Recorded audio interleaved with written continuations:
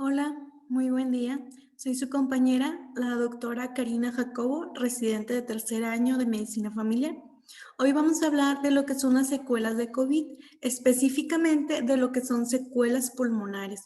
Vamos a hacer una revisión de cómo se estadifican los estudios de imagen, cuáles son los estudios de imagen que podríamos indicar, acorde a qué, en cuánto tiempo, cuáles son los resultados esperados y también pronóstico, ¿verdad? De cómo, dependiendo de cómo sean las imágenes y la clasificación que les demos a estas, pues va a ser el impacto que tendrá en el paciente.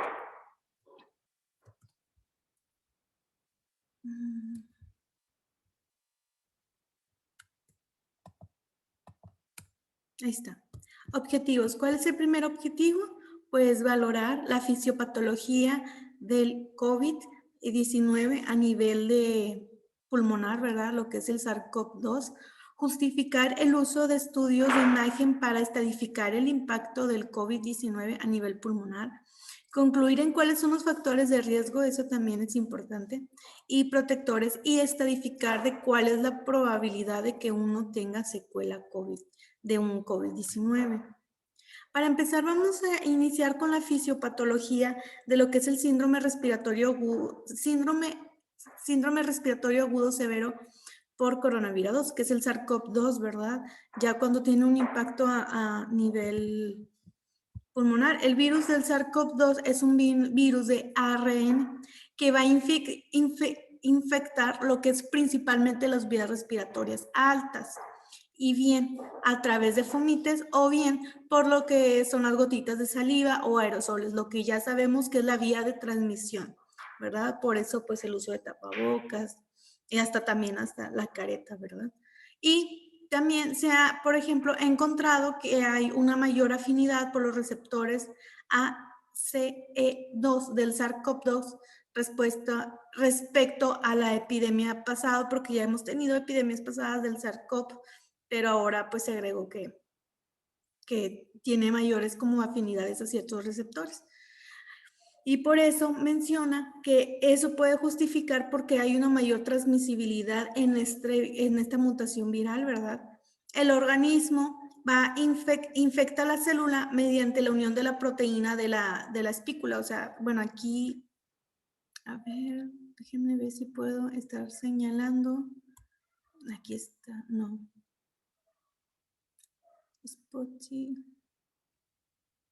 Aquí está, el láser. Pues este es el virus, ¿verdad? El virus, aquí tenemos que es del ARN viral, la membrana, y estas son, bueno, son los que hemos visto, que son como lo que hemos visto en caricatura, no sé si lo han identificado, se llaman espículas, que son proteínas, y esas son para poder anclarse a los receptores de la membrana de la célula. Y aquí está el receptor ACE2, que mencionan que como hay una mayor expresión, pues está asociado que por eso es mayor, se transmite con mayor facilidad. Entonces, estamos viendo que va a infectar, va a haber una unión de la proteína de la espícula proteína C a los receptores de la enzima convertidora de angiotensina 2 a CE2. Y aunque requiere la presencia de una proteasa de membrana, la proteasa de membrana de serina tipo 2, TMPRSS2, para que el ARN viral va a penetrar la célula infectada. Aquí está toda el engrane, ¿verdad? Que se va a ocupar para que entre la célula. Y aquí está lo que nos menciona de la proteasa que va a ayudar a entrar. Es como un cerrojo, ¿verdad? Que va a ocupar para entrar a la célula.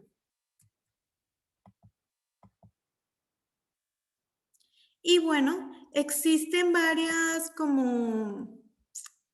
varias hipótesis del efecto, ¿por qué el efecto tan agresivo a nuestro organismo? Bueno, existen varias hipótesis. Existe el efecto, existen 4 principales hipótesis y aquí están como subdivididas y reflejadas, ¿verdad? En un esquema para mayor comprensión. La primera hipótesis que tenemos es que tiene un efecto citotóxico directo, ¿ok? Que va a entrar directamente el virus y va a cambiar todo lo que es intracelular. O también existe la hipótesis de que desregula el sistema renina, angiotensina, aldosterona, ¿verdad? Que va a haber un daño tisular, un daño de remodelado, va a haber inflamación, va a haber vasoconstricción, va a haber permeabilidad vascular, pero también existe la teoría del daño en las células endoteliales y una tromboinflamación, ¿verdad? Que hay una inflamación endotelial, se disminuye lo que es la fibrinólisis y aumenta la producción de fibrina. O también una desregularización de la respuesta inmune, una linfopenia de las células T, inhibición de la acción del interferón, una hiperactividad de la inmunidad innata, lo que es el famoso síndrome de liberación de citocinas, ¿verdad? Y aquí están donde están todos estos compuestos haciendo su función, ¿verdad? Y es lo que estábamos diciendo, por ejemplo, del efecto citotóxico directo, pues va a provocar un daño multiorgánico.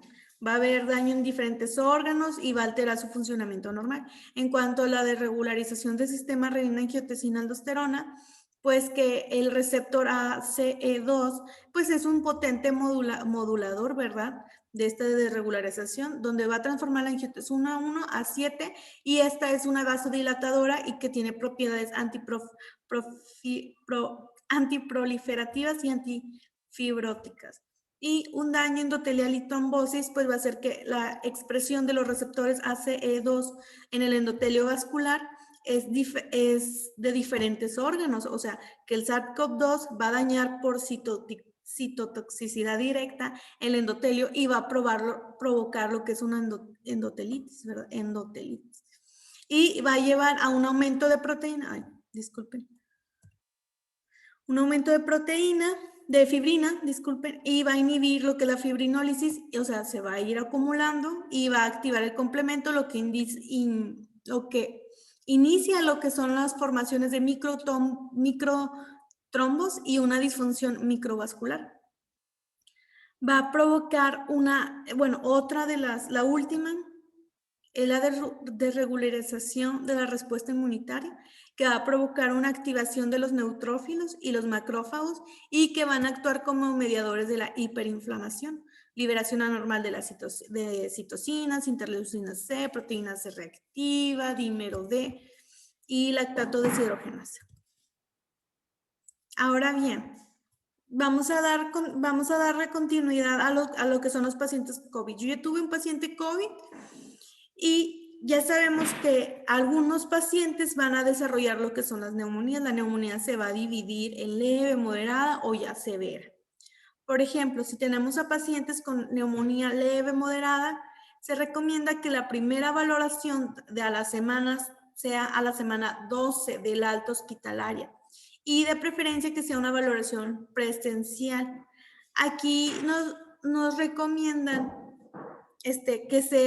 que dejemos un intervalo, o sea, que no, porque está demostrado que las secuelas o impactos a nivel pulmonar no se reflejan luego. Tiene que haber un periodo para poder buscarlos y suponiendo que el paciente tenga sintomatología pulmonar, que sea continuo o que persista o que empeore, ya se busca intencionadamente, si no, no es necesario.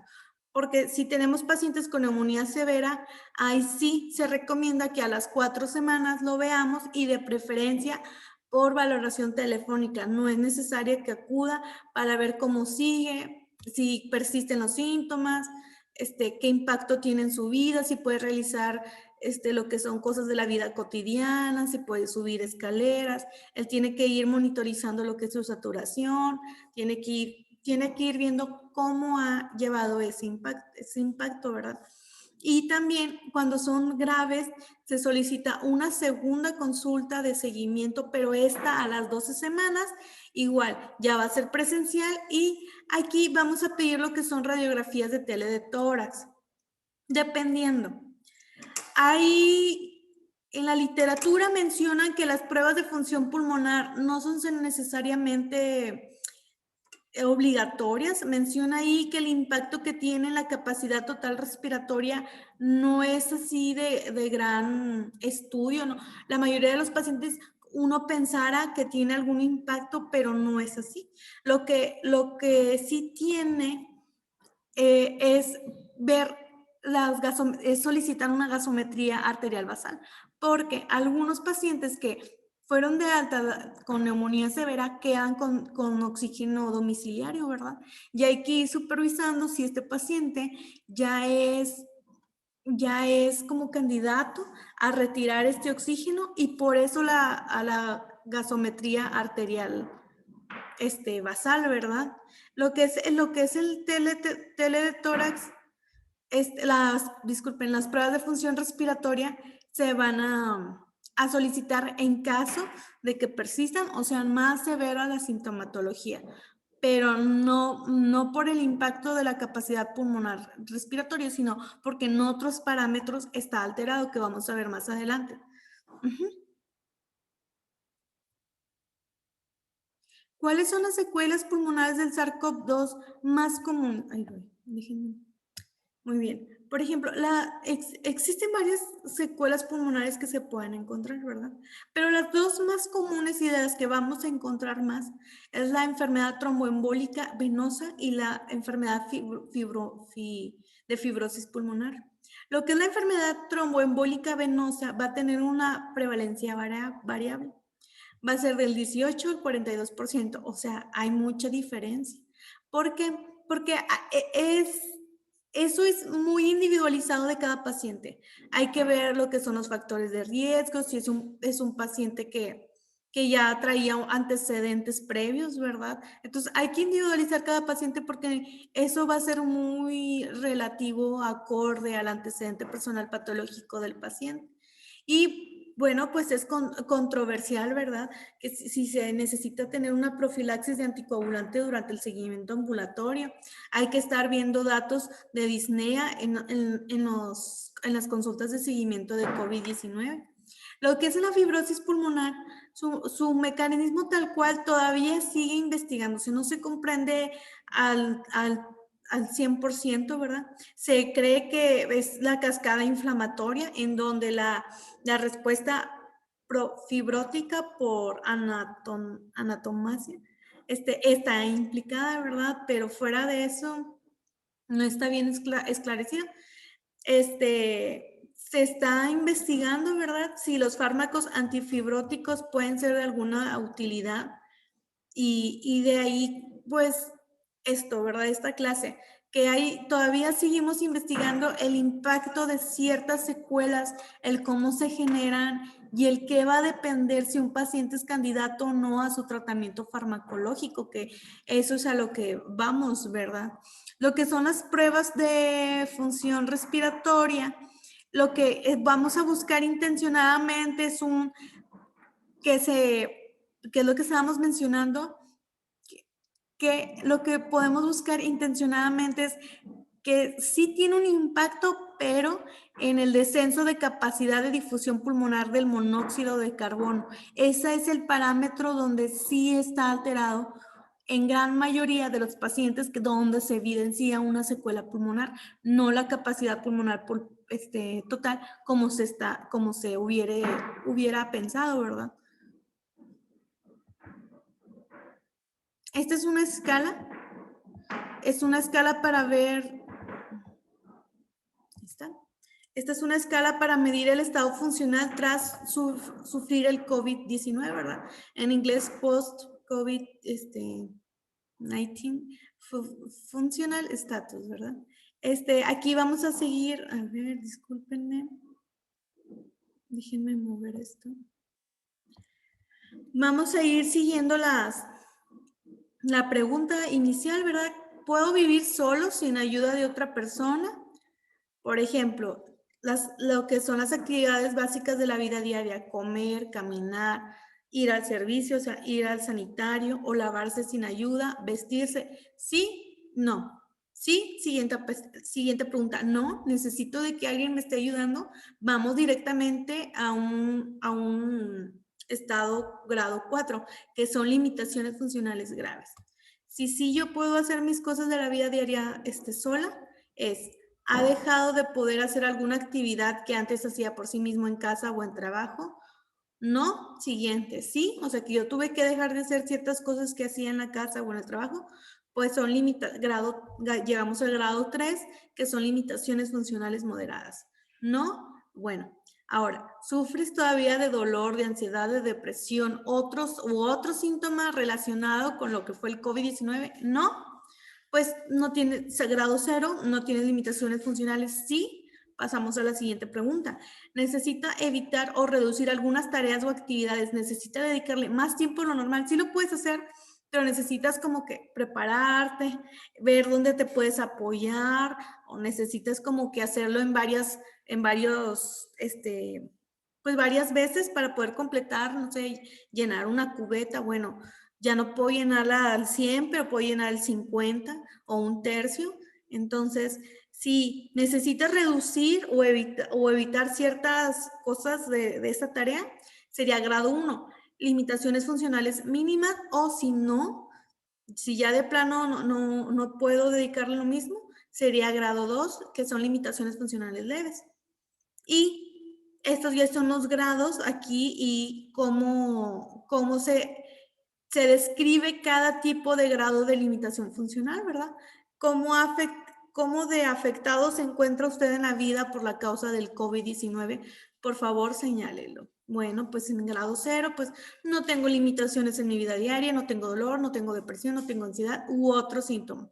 En grado 1, limitación funcional mínima. Tengo mínimas limitaciones en mi vida diaria. Puedo realizar todas mis tareas y actividades, aunque tengo dolor persistente, algo de dolor, de repente pues me pongo triste, me deprimo o me da ansiedad. Grado 2, grado de limitación funcional leve. Tengo limitaciones en mi vida diaria y ocasionalmente debo evitar o reducir mis tareas o actividad habitual, o tengo que dedicar más tiempo antes debido a mis síntomas, que me duela, que tenga depresión, que tenga ansiedad. Sin embargo, puedo realizar mis actividades sin ayuda. O sea, sí puedo, pero por partes. Grado 3, limitación funcional moderada. Bueno, tengo limitaciones en mi vida diaria y no soy capaz de realizar mis actividades o tareas habituales debido a mi síntoma, dolor, depresión, ansiedad. Soy capaz pero pues soy capaz de cuidarme a mí mismo. Yo no puedo hacer mis tareas, pero yo puedo ir al sanitario, yo me puedo vestir, yo puedo comer. Y grado 4, que es limitación funcional grave, tengo limitaciones importantes en mi vida diaria, no soy capaz de ocuparme de mis cuidados personales, ocupo que alguien me lleve al baño y dependo de cuidados de enfermería o de asistencia de otra persona debido a síntomas, a dolores, a depresión o a ansiedad. Estos eran los grados de limitación de las secuelas de COVID-19. Bueno, tiempo aproximado de seguimiento de estudios de imagen, lo que ya hemos visto, radiografías, pues el promedio que se recomienda son 12 semanas para valorar la resolución de infiltrados. Ya vamos a empezar a hablar de terminologías de hallazgos en estudios de imagen y en pacientes que tienen síntomas respiratorios nuevos, persistentes o que empeoren. La tomografía computarizada de tórax no se recomienda de primera instancia a menos que haya anomalías en la enfermedad, que ya haya tenido algo muy evidente, o que se encuentre, que tengamos un hallazgo en lo que es la radiografía de tórax de seguimiento, ¿verdad? Ahí ya vamos a ir definiendo. ¿Cuáles son los factores de riesgo de un paciente? ¿Cuáles son los factores que yo debo estar siempre al pendiente para ver si un paciente se puede complicar, desarrollar una secuela importante o ya grave, ¿verdad? La edad avanzada. Incluso ahorita más adelante vamos a ver cuáles son los pacientes donde vamos a ir estadificando o señalando de los pacientes que tienen secuelas pulmonares de COVID-19. ¿Cuáles son los más comunes? Los más comunes, pues, y es más común y es factor de riesgo que tengamos un paciente de edad avanzada mayor o igual a 64 años, que ya tenga comorbilidades, que sea obeso, que tenga afección cardíaca, enfermedades pulmonares crónicas previas, ¿verdad?, al impacto, y que tengan marcadores de inflamación elevados en los estudios de laboratorio, tiempos de coagulación, niveles de dímero D, ese es bien importante, lo vamos a estar mencionando varias veces, que tengan laboratorios patológicos, ¿verdad?, que tenga linfopenia, que tenga neutrofilia, fuga de troponina. Y la progresión, entre más rápido los síntomas, nos predice pues a un peor resultado, a un desenlace inevitable, por decirlo de alguna manera. Fiebre. Bueno, cuando un paciente tiene fiebre, existe una mayor probabilidad de que desarrolle síndrome de dificultad respiratoria aguda, entonces también hay que estar bien al pendiente de nuestra curva térmica en los pacientes también de secuela, bueno, tanto en el periodo agudo de la neumonía como en el posterior del seguimiento. Ahora sí, esto es lo que les estaba mencionando.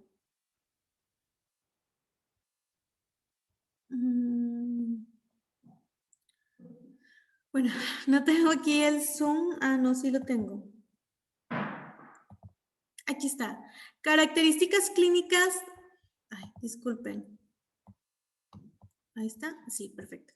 Características clínicas y radiológicas de los pacientes post-COVID revisados de 8 semanas a 12 semanas tras el alta hospitalaria con radiografía de tórax anormal. De esos pacientes, ¿cuántos pacientes voy a tener con hallazgos patológicos? Para empezar, el factor más importante que encontramos es que en cuanto a género, o bueno, en cuanto a sexo, el hombre fue el más dañado, fue el más, donde más evidenció. Edad, pues lo que ya hemos dicho, mayor a 64, aunque el rango en este estudio de esta literatura donde saqué esta tablita va de los 43 a los 88. No necesariamente va a tener una secuela pulmonar alguien que haya tenido ventilación mecánica invasiva durante el ingreso, porque aquí podemos encontrar que son pacientes con estudios de imagen patológica, una tela de tórax, en pacientes que no tuvieron ventilación mecánica invasiva. Entonces, no porque, no me intubaron, no existe el riesgo de que pueda tener una secuela pulmonar, ¿verdad? Hallazgos. ¿Cuáles fueron los más hallazgos? Bueno, hay varios tipos de hallazgos comunes en los pacientes de seguimiento de COVID-19, pero el más común es el de opacidad reticular, atelectasias periféricas. El segundo, con un 88%, ¿verdad? El vidrio deslustrado, como aquí lo menciono, es el segundo lugar. Y el tercer lugar es de bajo grado de inspiración, ¿verdad? Los hallazgos de estos pacientes hay que hacerle un estudio de tomografía computarizada, ¿verdad? Y lo que se pudo encontrar, lo más común, fueron las dilataciones bronquiales, las bandas subpleurales y la afectación intersticial subpleural no panal. Esto fue con ventana pulmonar. Ahí. Y lo último, también hacían ¿cómo se dice? Hacían un énfasis, un comentario de énfasis, que la afectación pulmonar, lo más común, y aquí está reflejado, el 98% fue bilateral en los dos campos pulmonares y fue periférico con un 98%. Entonces siempre hay que esperar lo que esté reflejado en los dos campos pulmonares, no nada más en uno, en los dos. Y que en su mayoría pues va a tener una gravedad ya clasificada cualitativamente como moderada.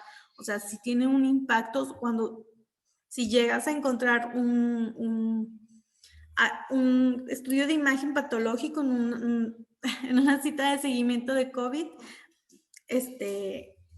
puede que sí, o sea, va a ser, lo más probable es que sea de impacto moderado, ¿verdad?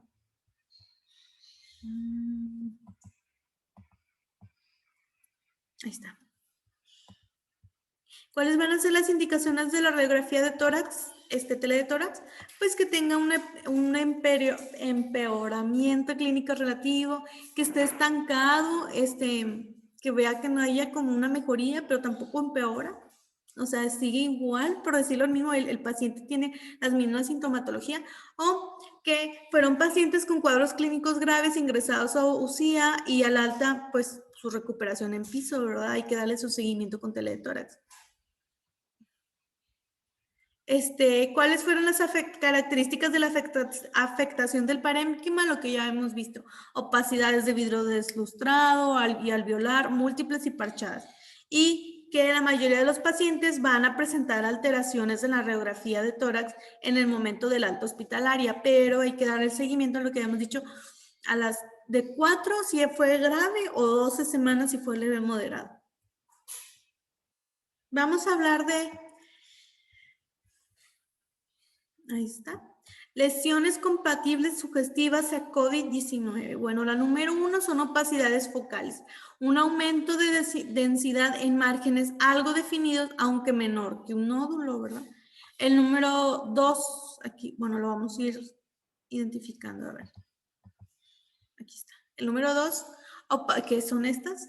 Opacidad focal tenue es una, igual que la 1, pero va a ser como menos radiolúcida. Va a ser pues más tenue, como lo dice su nombre. Aumento densidad difuso tenue, número 3. Aquí está. Es esta manchita gris. Quiero pensar que se pueda ver. Es más extenso que 2 de limitación difícil. Patrón intersticial focal o difuso, más extenso que 2, pero de difícil limitación. Esa es la 4. Estas. No, es esta. Y patrón intersticial focal o difuso, imágenes lineales, refuerzo peribronquial. O sea, pueden ser o estas de aquí abajo. Y el patrón alveolo intersticial focal o difuso, pues va a ser una combinación, ¿verdad? De la opacidad focal, de la opacidad focal tenue y del patrón intersticial difuso, que son estas. Ahora vamos a ver una por una en radiografía. Bueno, antes agregué esta escala porque también es importante, es lo que, dependiendo de estas lesiones que acabamos de ver, lesiones compatibles sugestivas a COVID, vamos a verificar una escala de valoración para ingreso en relación a la tele de tórax. Puede que sea un impacto leve, moderado o grave. Si no tiene lesiones, pues es 0 puntos. Si tiene nada más en un campo pulmonar unilateral con menos de 3 lesiones de cualquier tipo o menos de 3 campos pulmonares, porque los campos pulmonares los vamos a dividir en 3, que más adelante viene, va a ser afectados A, B, pues es 1 punto. Si es unilateral, un solo campo, con 3 o más lesiones de cualquier tipo, o que los 3 campos pulmonares estén, o los tres, bueno, el campo se va a dividir, pero, a ver, déjenme ver, porque no los quiero. Aquí está. El campo pulmonar se divide en tercio superior, tercio medio y tercio inferior. De hecho, aquí están las líneas. Entonces, cuando digo campo pulmonar, 2 campos pulmonares, o sea, me refiero a los tercios.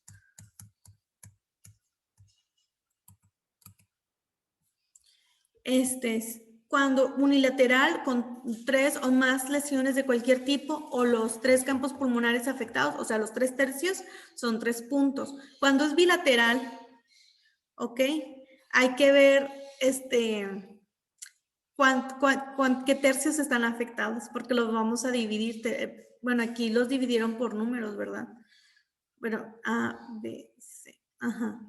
B, B, o sea, que sean 2 veces esto.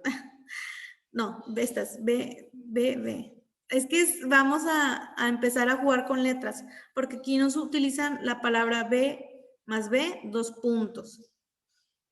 B más C, 4 puntos. C más C, o sea, son los campos pulmonares. Y añadir un punto adicional si entre ambos pulmones están afectados más de 3 campos pulmonares, o sea, las 3 subdivisiones.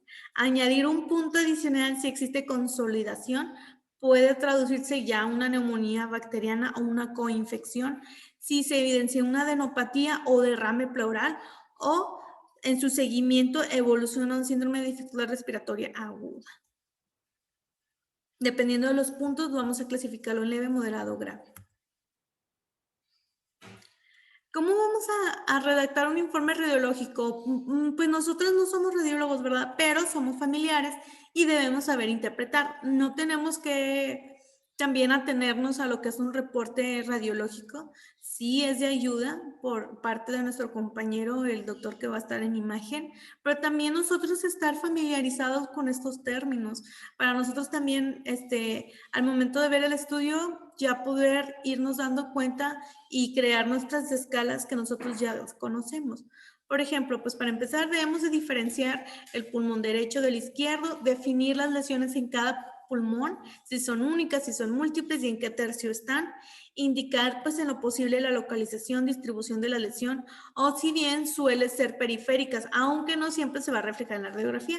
Periférica no siempre significa que tenga que estar en la parte lateral del pulmón, pues hay lesiones periféricas en la base y en el ápex, incluso centrales y yuxtacisulares que también son subperiféricas subpleurales, aunque en la radiografía no parezca, y estas son más difíciles de localizar, hay que estar al pendiente. Se puede hablar con campus pulmonar superior, medio o inferior, pues al ser alguna de las lesiones bastante sutiles, es difícil precisar en ocasiones el lóbulo, aunque no siempre se cumple el signo de la silueta con estas lesiones de mayor densidad que las consolidaciones neumónicas bacterianas y que en el TAC se traduce como áreas de vidrio despulido. Pero pues el TAC va a depender de lo que encontramos en la tele de tórax, ¿verdad?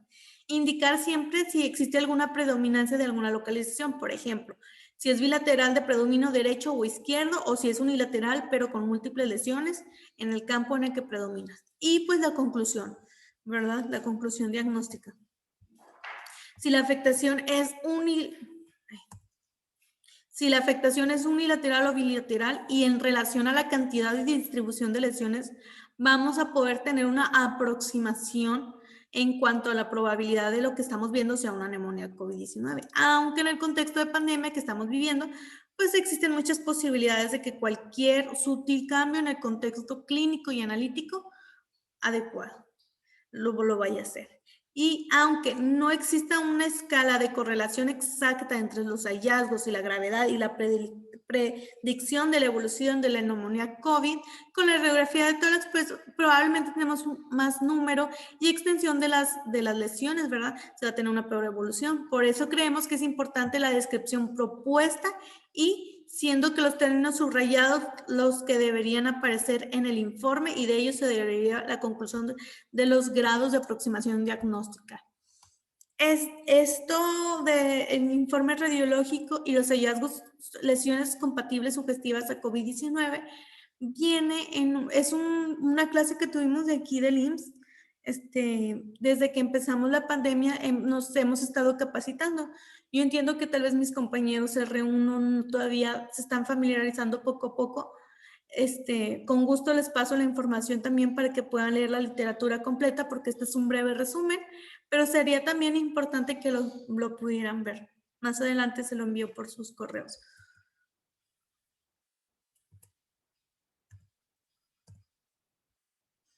Entonces, en la conclusión vamos a tener si es compatible o altamente sugestivo a COVID, si es sugestivo o sospechoso a COVID, si no es concluyente a COVID, si no es sugestivo o tiene un diagnóstico diferencial o si ya es una tele de tórax normal.